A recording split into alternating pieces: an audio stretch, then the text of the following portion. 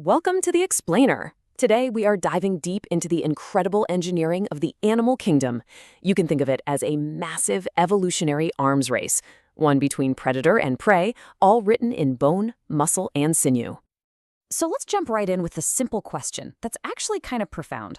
How can one animal be this absolute marvel of explosive speed while another is a master of just effortless stability?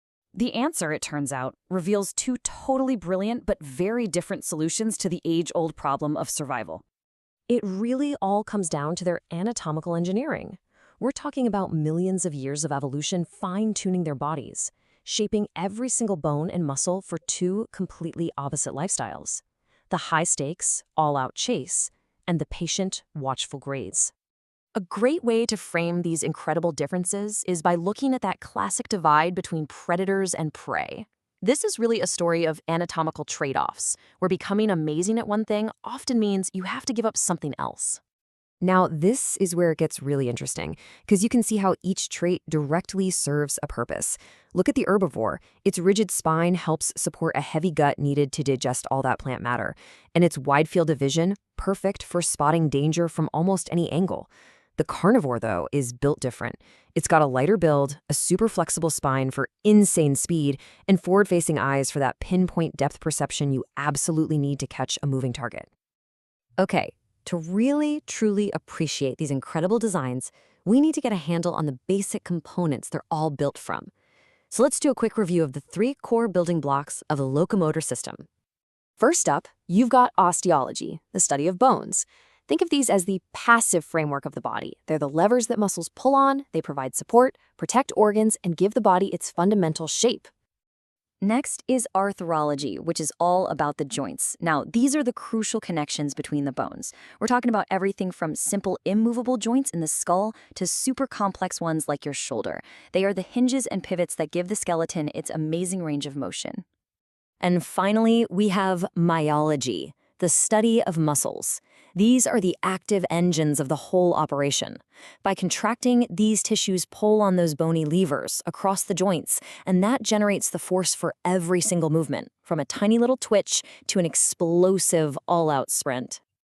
All right, let's get into our first case study and see how carnivores, like the cheetah, use this toolkit to become the fastest land animals on the planet. And here's a hint. It's not just about their legs. The real secret is in their back. The key to a predator's unbelievable acceleration can be explained by a really cool concept known as the bow and string theory. It's just a beautiful analogy for how the spine and the abdominal muscles work together in perfect harmony. I mean, this just explains the mechanics perfectly. As the cheetah runs, its spine flexes and arches like you wouldn't believe, a lot like an archer drawn back a bow.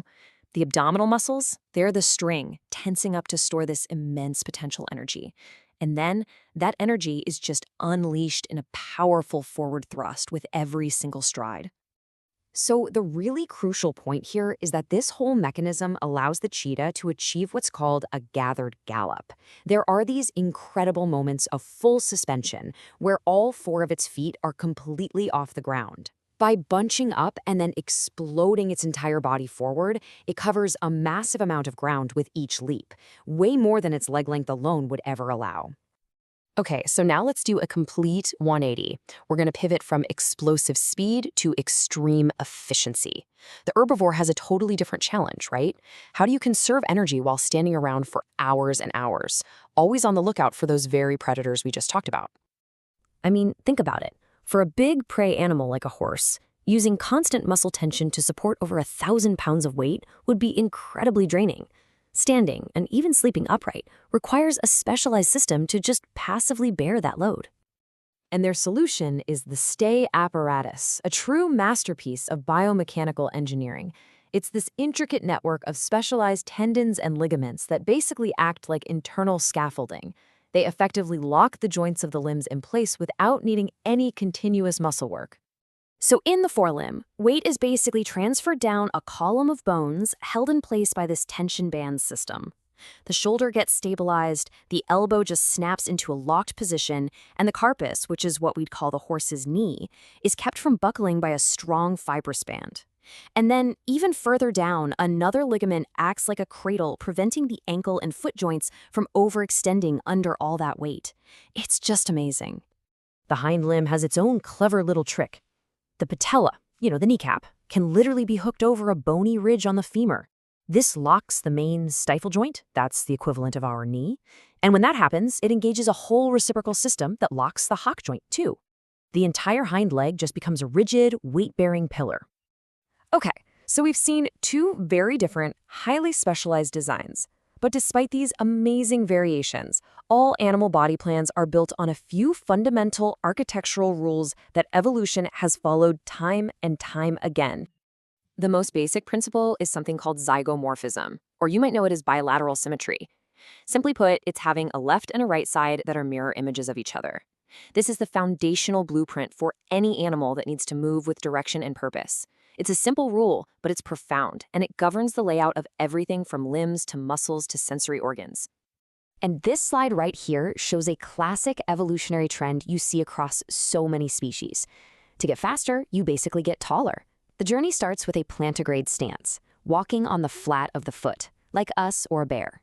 To increase limb length and stride, evolution favored a digitigrade stance, up on the toes like dogs and cats. And the final step for ultimate speed and efficiency, the unguligrade stance, where the animal is pretty much running on the tips of its toenails, which have evolved into hooves.